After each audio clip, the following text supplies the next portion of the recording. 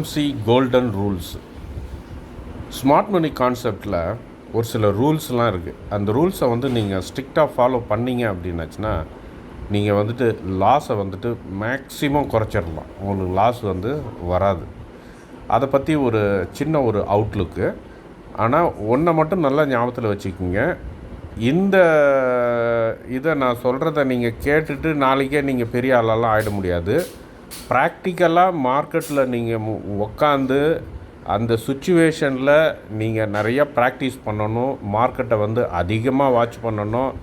இந்த ரூல்லாம் எப்படி அப்ளை ஆகுதா, கரெக்டாக ஃபாலோ ஆகுதா அப்படின்றதெல்லாம் நீங்கள் ஒரு வாட்டி நீங்கள் பார்க்கணும். பார்த்து பழக்கமான பின்னாடி தான் நீங்கள் உங்களுக்கு அந்த இது டக்குன்னு என்ட்ரி ஆகுறது, எக்ஸிட் ஆகுறது அப்படின்றதெல்லாம் உங்களுக்கு ஈஸியாக வரும்.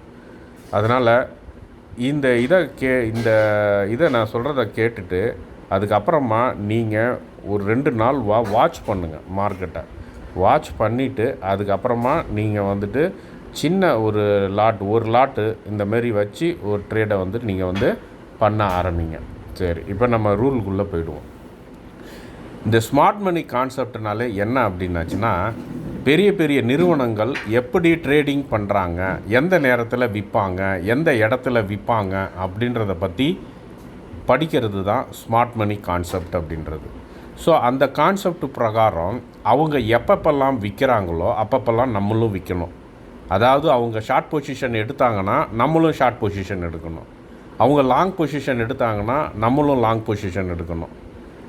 இன்னொரு ஆப்ஷன் ட்ரேடராக இருந்தீங்க அப்படின்னாச்சுன்னா அவங்க ஷார்ட் பொசிஷன் எடுக்கிறப்ப நீங்கள் புட் ஆப்ஷன் வாங்கணும். அவங்க லாங் பொசிஷன் எடுக்கிறப்ப நீங்கள் கால் ஆப்ஷன் வாங்கணும். சரி, அப்போ எப்போ வெளியில் வர்றது அப்படின்னாச்சுன்னா அவங்க எப்போ விற்கிறாங்களோ அப்போ நீங்களும் அதை விற்றுட்டு வெளியில் வந்துடணும். அதுதான் ஃபஸ்ட்டு ரூலு. ஸ்மார்ட் மணி வாங்கும் இடத்தில் நீங்களும் வாங்க வேண்டும், அவர்கள் விற்கும் இடத்தில் நீங்களும் விற்க வேண்டும். சரி, அப்போ எந்த இடத்துல அவங்க விற்பாங்க அப்படின்னாச்சுன்னா ஃபஸ்ட்டு ரெண்டாவது பாயிண்ட், ஸ்மார்ட் மணி ப்ரீமியம் ஜோனில் விற்பார்கள். ப்ரீமியம் நம்ம எடுத்த உடனே ஒரு மார்க் பண்ணுவோம். ஸ்விங் ஹை, ஸ்விங் லோன் பண்ணிவிட்டு அதுக்கு ஒரு மிடில் லைன் போட்டு மிடில் லைன்லேருந்து ஸ்விங் ஹை வரைக்கும் இருக்கிறத ப்ரீமியம் ஜோனுன்னு சொல்லுவோம். மிடில் லைன்லேருந்து கீழே இருக்கிறது வரைக்கும் ஸ்விங் லோ வரைக்கும் இருக்கிறத நம்ம டிஸ்கவுண்ட் ஜோன் அப்படின்னு சொல்லுவோம். ஸோ அவங்க ப்ரீமியம் ஜோனில் தான் விற்பாங்க, டிஸ்கவுண்ட் ஜோனில் தான் வாங்குவாங்க. ஸோ அதனால் நீங்களும் ப்ரைஸு ப்ரீமியம் ஜோனில் இருக்கிறப்ப நீங்கள் என்ன பண்ணக்கூடாது, லாங் பொசிஷன் எடுக்கக்கூடாது, கால் ஆப்ஷன் வாங்கக்கூடாது. அதே போல் நீங்கள் ப்ரைஸ் டிஸ்கவுண்ட் ஜோனில் இருக்கிறப்ப நீங்கள் ஷார்ட் பொசிஷன் எடுக்கக்கூடாது, புட் ஆப்ஷன் வாங்கக்கூடாது. ஸோ இதை நல்லா ஞாபகத்தில் வச்சுக்கோங்க. அடுத்தது, அதுவும் சரி, மொத்தமாக ஒரு ஜோனுன்னு சொல்லிட்டீங்க. இப்போ அந்த ஜோனுக்குள்ளே நிறையா இது இருக்குல்ல, அப்போ அதில் என்ன அப்படின்னு பார்க்கணுன்னா குறிப்பாக சொல்லணும்னா 3வது பாயிண்ட், ப்ரீமியம் ஜோனின் உள்ள பியரிஷ் ஓபி. ப்ரீமியம் ஜோனில் பியரிஷ் ஓபி மற்றும் எஃப்இஜி இல்லை பியரிஷ் எஃப்இஜி அந்த இடத்துல தான் அவங்க விற்பாங்க. ஸோ அந்த இடத்துல தான் நீங்களும் என்ன பண்ணணும், விற்கணும். அதே போல் டிஸ்கவுண்ட் ஜோனாக இருந்ததுன்னா புல்லிஷ் ஓபி இல்லாட்டினா புல்லிஷ் எஃப்இஜி இந்த இடத்துல தான் அவங்க என்ன பண்ணுவாங்க, வாங்குவாங்க. அந்த இடத்துல தான் நீங்களும் வாங்கணும். அதாவது லாங் பொசிஷன் எடுக்கணும், இல்லாட்டினா கால் ஆப்ஷன் வாங்கணும். ஓகே, அடுத்தது 4வது பாயிண்ட்டு, புல்லிஷ் ஓபியிலிருந்து பீரிஷ் ஓபிக்கு செல்லும் பயணத்தில் நம்மை தவறான முடிவு எடுக்கும்படி தூண்டுதல் செய்வார்கள். இதை தான் இன்டியூஸ்மெண்ட் அப்படின்றது. இப்போ ப்ரைஸு அவங்க புல்லிஷ் ஓபியில் அவங்க வாங்குகிறாங்க. வாங்கிட்டு ப்ரைஸ் மூவ் ஆகி மேலே போயிட்டு இருக்குது. ஸோ இந்த போய் அதனுடைய இலக்கு என்னது, பீரிஷ் ஓபி தான் அந்த இலக்கு, அதுதான் இலக்காக வச்சுருக்கிறாங்க. ஸோ அந்த இடத்துக்கு போகிறதுக்கு இடையில் நிறையா இடத்துல உங்களை ட்ராப் பண்ணுற மாதிரி ப்ரைஸை மேலேயும் கீழேயும் மாற்றி மூவ் பண்ணுவாங்க. உங்களை தூண்டி ஒரு தவறான முடிவை எடுக்கும்படி வைத்துருவாங்க. ஒரு உதாரணத்துக்கு சொல்லணும் அப்படின்னாச்சுன்னா ப்ரைஸ் அப்போ தான் புல்லிஷ் ஓபியிலேருந்து மேலே கிளம்பி போயிருக்கும். மேலே கிளம்பி கொஞ்சம் தூரம் போன உடனே ப்ரைஸ் திருப்பி ரிவர்ஸ் ஆகும். அப்போ நம்ம என்ன பண்ணுவாங்க ரீட்டைலரு, ஓஹோ மார்க்கெட் ரிவர்ஸ் ஆகிடுச்சு அப்படின்ற ஒரு எண்ணம் நமக்குள்ளே வந்துடும். ஆனால் ப்ரைஸ் அங்கே என்ன ஜோனில் இருக்குது, ப்ரைஸ் வந்து டிஸ்கவுண்ட் ஜோனில் இருக்குது. ஸோ இப்போ டிஸ்கவுண்ட் ஜோனில் இருக்கிறப்ப நம்ம வந்துட்டு என்ன பண்ணக்கூடாது, ஷார்ட் பொசிஷன் எடுக்கக்கூடாது, புட் ஆப்ஷன் வாங்கக்கூடாது. ஆனால் நம்மளை புட் ஆப்ஷன் வாங்குறபடியோ இல்லை ஷார்ட் பொசிஷன் எடுக்கிறபடியோ அவங்க வந்து தூண்டிடுவாங்க. தூண்டின பின்னாடி நம்ம அந்த பொசிஷனை எடுத்த பின்னாடி நம்ம ஒரு ஸ்டாப் லாஸ் ஒன்று அதுக்கு கீழே வைப்போம், அதுக்கு மேலே வைப்போம். திருப்பி ப்ரைஸ் மேலே ஏறிடுச்சுன்னா ஸ்டாப் லாஸ் ஹிட் ஆகணுன்றதுக்காக நம்ம ஷார்ட் பொசிஷன் எடுத்ததுலேருந்து கொஞ்சம் மேலே தள்ளி வைப்போம். இவங்க என்ன பண்ணுவாங்க, திருப்பி ரிவர்ஸ் பண்ணி மேலே ப்ரைஸை வந்து கொண்டு போயிடுவாங்க. ஸோ அதனால் இந்த ரூலை மட்டும் நல்லா ஞாபகத்தில் வச்சுக்கணும். என்ன இடத்துல என்ன செய்யணுமோ அந்த இடத்துல அதை தான் செய்யணும், மாற்றி செய்யக்கூடாது. சரி, அப்போ உங்கள் மனசில் ஒரு கேள்வி வரும். இப்போ என்ன கேள்வி வரும்னா, இப்போ டிஸ்கவுண்ட் ஜோனில் வந்துட்டு ப்ரைஸ் ரிவர்ஸ் ஆகிடுச்சு, அந்த ரிவர்ஸும் வந்து எனக்கு கன்ஃபார்மாக தெரியுது ப்ரைஸ் ரிவர்ஸ் ஆகிடுச்சின்ட்டு, ஆனால் அது வந்து டிஸ்கவுண்ட் ஜோனாக இருக்குது, நான் என்ன பண்ணுறது? ஆனால் டிஸ்கவுண்ட் ஜோனின் பிரகாரம் எஸ்எம்சி கான்செப்டில் வந்துட்டு டிஸ்கவுண்ட் ஜோனில் ப்ரைஸ் இருக்கிறப்ப ஷார்ட் பொசிஷன் எடுக்கக்கூடாதுன்னு இருக்கு, நான் என்ன பண்ணுறது அப்படின்னு கேட்டிங்க அப்படின்னாச்சுன்னா, ப்ரைஸு நீங்கள் என்ன பண்ணணுன்னா, ப்ரைஸு கீழே இறங்கி அந்த ஓபி இருக்குது பார்த்தீங்களா, புல்லிஷ் ஓபிலேருந்து தானே அது மேலே போச்சு, அந்த புல்லிஷ் ஓபியை உடச்சிக்கிட்டு கீழே போயிடும். அப்போ அது என்ன ஆகிடும்னா பிரேக்கர் பிளாக்காக மாறிடும். அப்போ பிரேக்கர் பிளாக்காக மாறிடுச்சு அப்படின்னாச்சுன்னா அது ஒரு ஸ்ட்ராங்கான ரெசிஸ்டன்ஸாக செயல்பட ஆரம்பிச்சிடும்.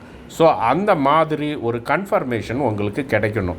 அது இல்லாமல் கேண்டிலுடைய பேட்டர்னை வந்து நீங்கள் வந்து பார்க்கணும். ஒரு ஸ்ட்ராங் ரிவர்சல் கேண்டில் வந்து உங்களுக்கு ஃபார்ம் ஆகணும், இல்லைன்னா ஒரு பேரிஷ் என்கல்ஃபிங் கேண்டில் வந்து ஃபார்ம் ஆகணும். இது எல்லாத்துக்கும் மேலே ஸ்ட்ரக்சர் இஸ் த கிங் அப்படின்னு சொல்லியிருக்கிறேன். அந்த மார்க்கெட் ஸ்ட்ரக்சர் வந்துட்டு உங்களுக்கு ஹையர் லோ வரணும், லோயர் லோ வரணும். அந்த இதுவும் வந்து மார்க்கெட் ஸ்ட்ரக்சரும் வந்துட்டு உங்களுக்கு சேஞ்ச் ஆகும். இப்போ புரியுதுங்களா?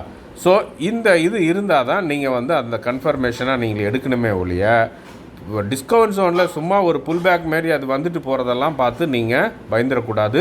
இது எல்லாமே அவங்க செய்கிற ட்ராப்பு. ஓகே, அடுத்தது, சில சமயங்களில் இந்த விதிகளை எல்லாம் மீறி அவர்கள் செயல்படுவார்கள். அதற்கு காரணம் அரசியல் மற்றும் பொருளாதார சம்பந்தப்பட்ட செய்திகள். சரி, இந்த ரூல் எல்லாம் நம்ம படித்தாச்சு. ஆனால் இந்த ரூல் எதுவுமே மதிக்காமல் அது அப்படியே புல்லிஷ் ஓபியை வந்து உடச்சிட்டு கீழே போகும், இல்லாட்டினா பீரிஷ் ஓபியை உடச்சிக்கிட்டு மேலே போகும். எஃப்இஜியெல்லாம் வந்து ரெஸ்பெக்டே பண்ணாது, ஈஸியாக எஃப்இஜியெல்லாம் வந்து தாண்டி வந்து ப்ரைஸ் போயிட்டே இருக்கும். அது புல்லிஷ் எஃப்இஜியாக இருந்ததுன்னா, பீரிஷ் எஃப்இஜியாக இருந்ததுன்னா அது மட்டும் கீழே இறங்கி அது மட்டும் போயிட்டே இருக்கும். எதுவுமே வந்து மதிக்காது, எந்த ஒரு மார்க், எந்த ஒரு ஜோனையோ அது எஃப்இஜியோ புல்லிஷோ மதிக்காது. அப்போ அதுக்கு என்ன காரணமாக இருக்கும் அப்படின்னாச்சுன்னா, அந்த டைமில் வந்துட்டு ஏதாவது ஒரு மெயினான நியூஸ் வரலாம். நியூஸ் வந்து ஒரு பெரிய ஒரு காரணமாக இருக்கும், இல்லாட்டினா ஏதாவது ரிசல்ட் இருக்கும், இல்லாட்டினா நம்ம மொமெண்ட்ரி பாலிசி வந்து அனௌன்ஸ்மெண்ட்டாக இருக்கணும், ஃபெட்டினுடைய ரேட் கட் ஏதாவது வர மாதிரி இருக்கணும்.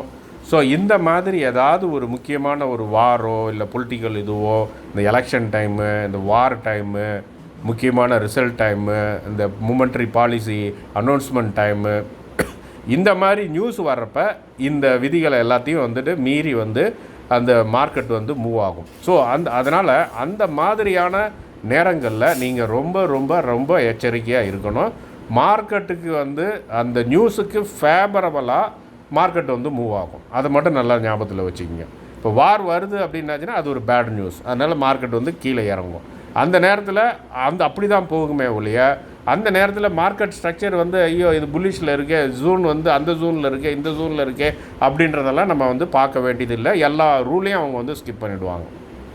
புரியுதுங்களா? ஸோ இந்த மாதிரி அதுவே ஒரு குட் நியூஸாக இருந்ததுன்னா அது புல்லிஷாக மேலே போய்கிட்டே இருக்கும். இப்போ வார் நின்றுதுன்னு உடனே டக்குன்னு மேலே போச்சு பாருங்கள், அந்தமாரி வார் ஆரம்பித்த உடனே கீழே இறங்கிச்சு. இதை இந்த மாதிரி வந்துட்டு அந்த நியூஸ் பேஸ்டில் வந்துட்டு அவங்க வந்து அந்தமாரி வந்து மூவ் பண்ணுவாங்க. அடுத்தது, இதெல்லாம் இதெல்லாம் தெரிஞ்சிருச்சு. இப்போ நீங்கள் ஒரு என்ட்ரி எடுக்கணும் அப்படின்னாச்சுன்னா பெஸ்ட்டு என்ட்ரி என்னென்னா புல் பேக் என்ட்ரி அப்படின்வாங்க. புல் பேக் என்ட்ரி அப்படின்னாச்சுன்னா என்ன அப்படின்னாச்சுன்னா, ப்ரைஸ் வந்துட்டு புல்லிஷ் மேலேருந்து கீழே இறங்கி புல்லிஷ் ஓபியை டச் பண்ணுது. புல்லிஷ் ஓபி வந்து பையிங் ஜோனு, இன்ஸ்டியூஷனல் வந்து பை பண்ணுற ஒரு இடம் அது. ஸோ அதுக்கப்புறம் ப்ரைஸ் வந்து மேலே ஏறும். இதான் வந்து இது. அப்படி மேலே ஏறுறப்ப நீங்கள் என்ன பண்ணணும் அப்படின்னாச்சுன்னா, அது மேலே ஏறிட்டு திருப்பி கீழே வரும். திருப்பி கீழே வந்து அந்த புல்லிஷ் ஓபியை டச் பண்ணும். அதான் வந்து புல் பேக்குன்றது. ஸோ இதே போல் எஃப்இஜிலையும் நடக்கும், பேரிஷ் ஓபிலையும் நடக்கும். பேரிஷ் ஓபியில் கீழே இறங்கிடும், அப்புறம் திருப்பி மேலே போய் டச் பண்ணிவிட்டு அப்புறமா வந்து கீழே இறங்கும். ஸோ அந்த மாதிரி புல் பேக் ஆகிறப்ப தான் வந்து நீங்கள் என்ட்ரி கொடுக்கணும். ஃபஸ்ட்டு அது ரிவர்ஸ் ஆகிறப்பே என்ட்ரியை வந்து அவசரப்பட்டு கொடுக்கக்கூடாது. அப்படி கொடுத்தீங்கன்னா உங்கள் ஸ்டாப் லாஸ் வந்து ஹிட் ஆகிறதுக்கு வந்துட்டு அதிகமான வாய்ப்புகள் வந்து இருக்குது. ஸோ இந்த மாதிரி இதை வந்து நீங்கள் மனசில் வச்சுக்கோங்க. இப்படி நீங்கள் வந்துட்டு கரெக்டாக புல் பேக்கில் என்ட்ரி கொடுத்தீங்க அப்படின்னாச்சுன்னா உங்களுடைய ரிஸ்க் ரிவார்ட் ரேஷியோ வந்து அதிகமாக இருக்கும். 1:3க்கு மேலேயே நீங்கள் வந்து போகும். 5, 7, 10க்குலாம் வந்து போகிறதுக்கு வந்து வாய்ப்பு இருக்குது. ஆனால் என்ன ஒன்றுன்னா, நீங்கள் சைக்காலஜிக்கலாக பொறுமை நிதானன்றது வந்து உங்களுக்கு இருக்கணும். ஆனால் நம்ம அவசரப்பட்டோம் அப்படின்னாச்சுன்னா நம்ம காசு போயிடும். ஸோ இந்த மாதிரி இருக்கும். சில நேரங்களில் நம்ம வாய்ப்பை கூட தவற விடுற மாதிரி இருக்கலாம். ஒரு டைமு அது வந்து ரிவர்ஸ் ஆகி தொடாமையே புல் பேக் ஆகாமையே மேலே போயிடலாம். அந்த நேரத்தில் ஐயோன்னு அடிச்சுக்கலாம் நம்ம. ஸோ அதனால் வந்துட்டு நெக்ஸ்ட் டைமும் அப்படி தான் நடக்கும் அப்படின்றது இல்லை. நம்ம ஒரு ரூலை வந்து செட் பண்ணிட்டோம் அப்படின்னாச்சுன்னா அந்த ரூலை நம்மளே வந்து ஃபாலோ பண்ணணும். அந்த ரூலை நம்மளே வந்து மீறக்கூடாது. அந்த ரூல் வந்து எல்லா நேரத்துலேயும் வந்து மீறப்படாது. எல்லா நேரத்துலேயும் அந்த ரூல் பிரகாரமும் நடக்காது. ஸோ அதனால் நம்ம ஒரு இதை வந்து செட் பண்ணிக்குவோம். ஏன்னா இன்றைக்கி வந்து அது புல் பேக் ஆகாமல் மேலே போயிடுச்சு. உடனே உங்களுக்கு என்ன மனசில் வரும், என்னடா இது இவர் சொன்னார் புல் பேக் வரும்னா நம்ம புல் பேக் வரும்னு பார்த்தா அது நேராக மேலே போயிடுச்சு அப்படின்னு தோணும். உடனே அடுத்த சான்ஸ் அதேமாரி ஒரு டைம் வரப்போ உங்கள் மைண்டில் இது புல் பேக்லாம் ஆகாது, நம்ம எடுத்துருவோம் என்ட்ரி அப்படின்ட்டு எடுத்துருவீங்க.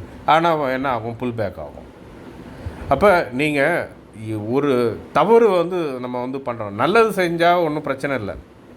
ஆனால் அந்த இதை வந்து மீறுறதால நம்ம தப்பு பண்ணிடுறோம் நம்ம. ஏன்னா சில நேரங்களில் என்ன நடக்கும் அப்படின்னாச்சுன்னா, அந்த பேரிஷ் ஓபியா இருந்ததுன்னா பேரிஷ் ஓபியை போய் டச் பண்ணிவிட்டு கீழே உடனே இறங்காமல் அந்த இடத்துல வந்துட்டு ப்ரைஸ் வந்து கன்சால்டேட் ஆகும்.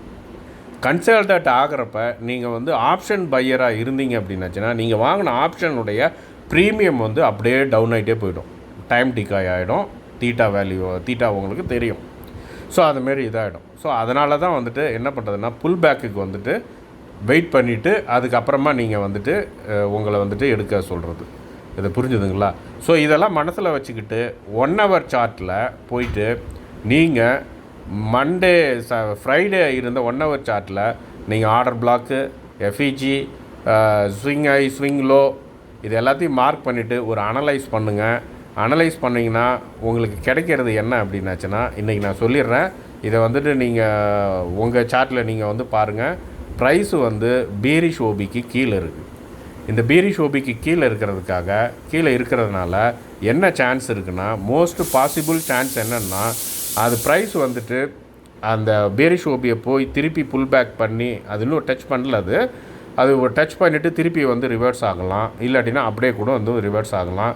ஸோ இப்போ இருக்கிறது வந்து ப்ரீமியம் ஜோனில் வந்து ப்ரைஸ் இருந்துகிட்ருக்கு. ஸோ லாங் பொசிஷன் எடுக்கிறது வந்து இப்போதைக்கு வந்துட்டு அட்வைசபிள் கிடையாது. மண்டே எப்படின்னு பார்த்துக்குங்க நீங்கள். ஸோ இதை வந்துட்டு நீங்கள் அனலைஸ் பண்ணி பாருங்கள். பழைய சார்ட்டெல்லாம் நகர்த்தி அந்தமாரி மார்க் பண்ணி இந்தமாரி நடந்திருக்கா அப்படின்றதெல்லாம் வந்து நீங்கள் வந்து ஸ்டடி பண்ணுங்கள்.